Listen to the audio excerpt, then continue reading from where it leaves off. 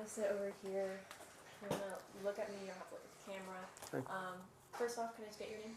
Joey Hilliard. And can you spell your first and last for me? Joeyhilliard. All right. And then can you give me your official title with the City Council? I'm City Councilman Ward 2. All right. I know you just told me you had a message, but I want to start with how are you feeling today after yesterday's council meeting? Deflated. But, you know, it's...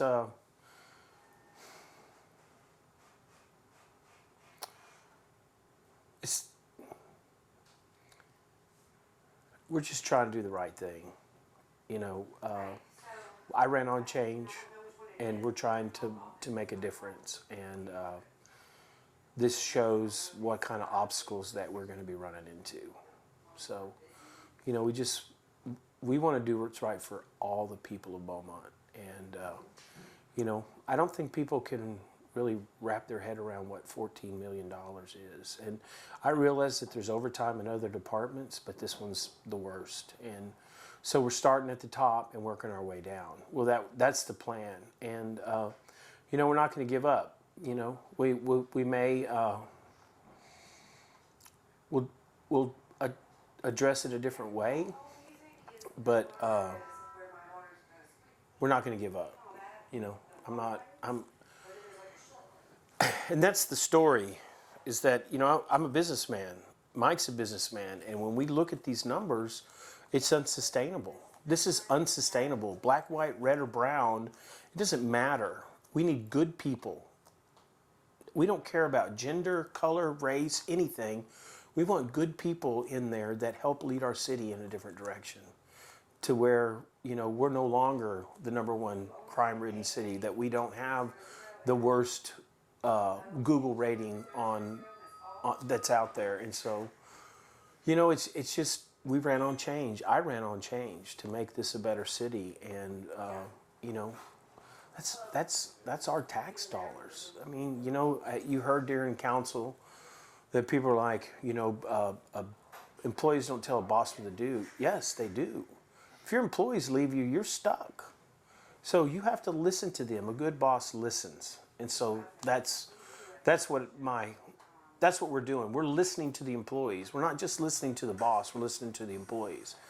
And, you know, the city, there's a lot that needs to be done. And we're going to keep fighting the good fight. And, you know, because I believe that everyone in Beaumont deserves that. And, you know, it's just sad that it came to this. And I'm really unsure why I was censured. You know, my Facebook post and Mike Williams, you know, they basically put him on trial and then said nothing about me. And so, you know, it's we're just trying to get our message out, you know, and let the people that voted for us know what's going on. And the city was real quick to remind us that if you do it, you're going to be censured. And so, you know, I'm very, I'm not optimistic about the future. I think that our agenda is different. You know, our agenda is to make this city better, not just one ward or two wards, but to make the whole city better, to come together as one village and get past this divide that has plagued our city for years. And, you know, 95% of my company is African-American males. Most of them, you know, barely have high school educations, but I'm able to get them in here and provide them with a good living, that they could buy homes and buy cars and contribute to our village, our city. And so, you know, I'm just, it's just very disheartening, you know, because you see the problems, you try to let people know about the problems, and you get censured because of that. And you know, yesterday during the council meeting, Councilwoman Sherwood said that she had reached out to us twice. I never received a phone call. During the council meeting, Councilman Durio said that I had gone into the city hall and said, "There's a new sheriff in town." Well, he was quoting an article from Philip Klein. I never said that. I went in and was introducing myself to the people in and tell them who I am and that I want to work with them, and that, you know, whatever the council can do to help them. That you've got a new council, and, you know, we want to make our city the best that we can. And my card got turned off because I wasn't allowed to go and talk to those people. So they turned my card off. So I wasn't even able to access the city till I went and spoke with the city manager. So, you know, it's from the beginning. You know, our heart is right. You know, we're trying to come in and hold this city accountable. And you know, people say it's not a business, but it is a business. You know, and I read somewhere they said, well, how can it be a business? You don't have any competitors. We do. We have Houston. We have Lumberton. We have Fannett. We have Nederland. We have Port Neches. And they're all competing for the same business we are. And, you know, it's important that Beaumont is a business-friendly city, but it's also important that we are good stewards of our money and that we have the people in positions that are going to do the best job that we possibly can.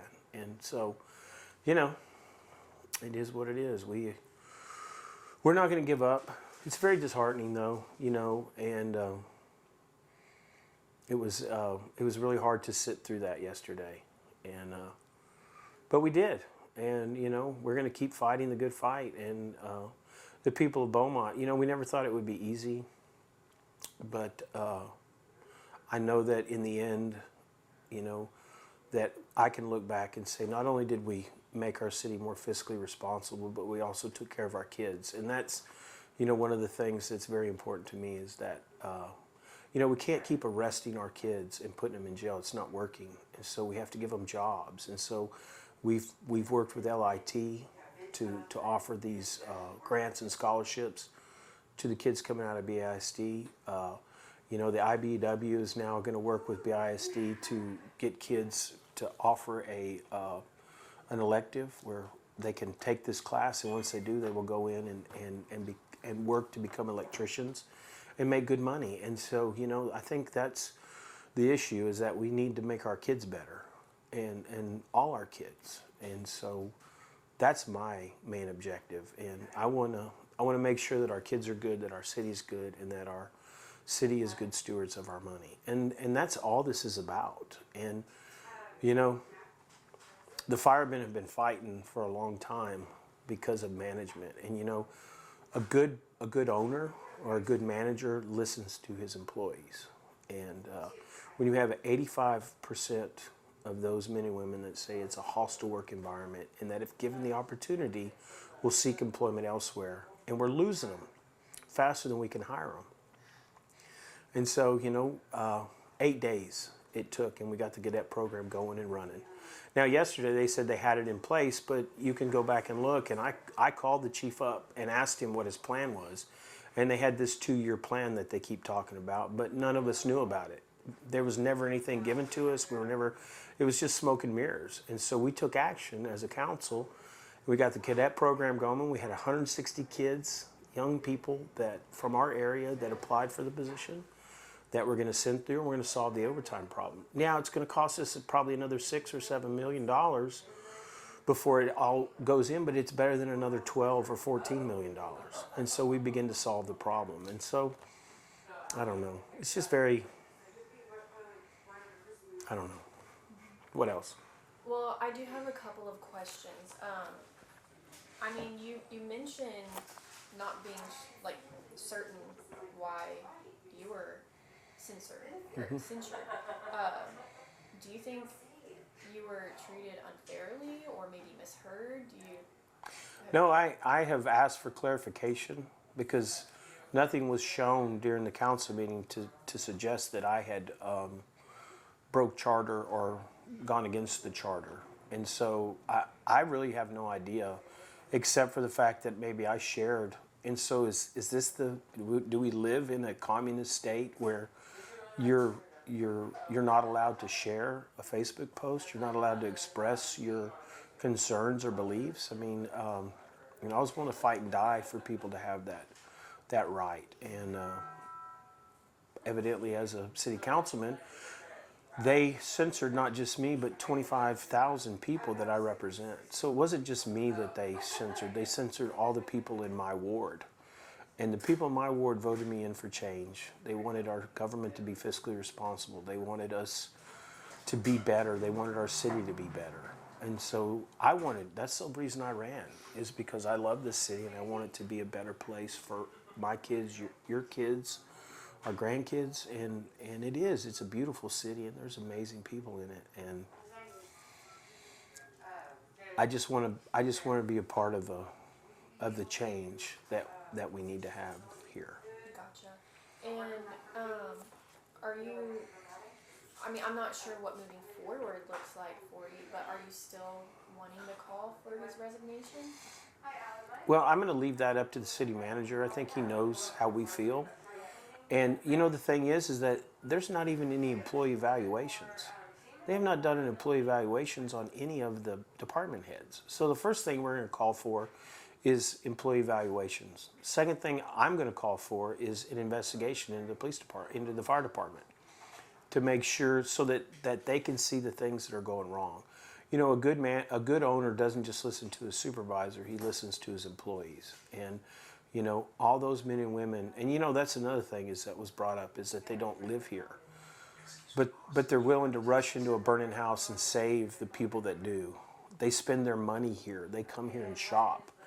You know, they take their kids to get pizza. They go to the doctor here. You know, they may not live here because of the state of our schools, but they spend their money here, and they're willing to die for the people that live here. And so, you know, it's, you know, and a lot of the city staff don't live here. A lot of the department heads don't live here. So, you know, it needs to end. And I don't know. It's so surreal, you know. Can you kind of talk a little bit about what this means for people who don't really know what it means for you guys? Well, we're a self-governing body. And so if one or two of the council feels like another council said something, did something, wrote something that was against the city charter, which is what we all are governed by, and feel that the bounds were stepped over, they have the ability to censure us, which is basically saying that we stepped out of line and that they brought us back into line, and you know.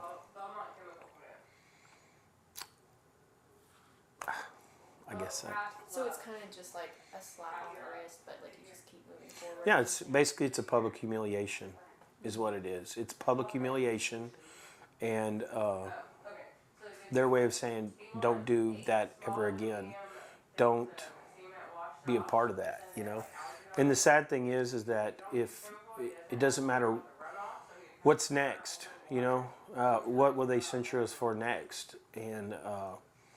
You know, we're trying to speak for the people, and they're trying to villainize us. And the city's in a bad place. You know, we're hemorrhaging money. Our taxes are at an all-time high, and our toilets don't flush. I've got people in my ward who, when it rains, their bathtubs fill up with sewage. There's older, some of our golden aged people that have to go to convenience stores to use the restroom because they can't flush their toilets. So all this is stuff that needs to be addressed. You know, you've got ditches that need to be cleaned out. You've got lights that don't work. You know, you've got water main breaks that go for 2 or 3 weeks without being repaired. And I get that. You know, it's all about, you know, if it's a small leak and you've got a bigger leak, you've got to get to it. But it's prioritizing that and letting the people know, you know, fixing the pots, fixing the streets, making sure the street lights work, making sure the stop lights work, making sure that it's a safe place for all of us to.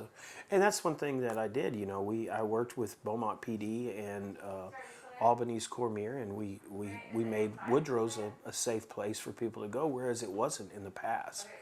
And so, you know, it's working together, and we can all work together, and I hope that we can all work together.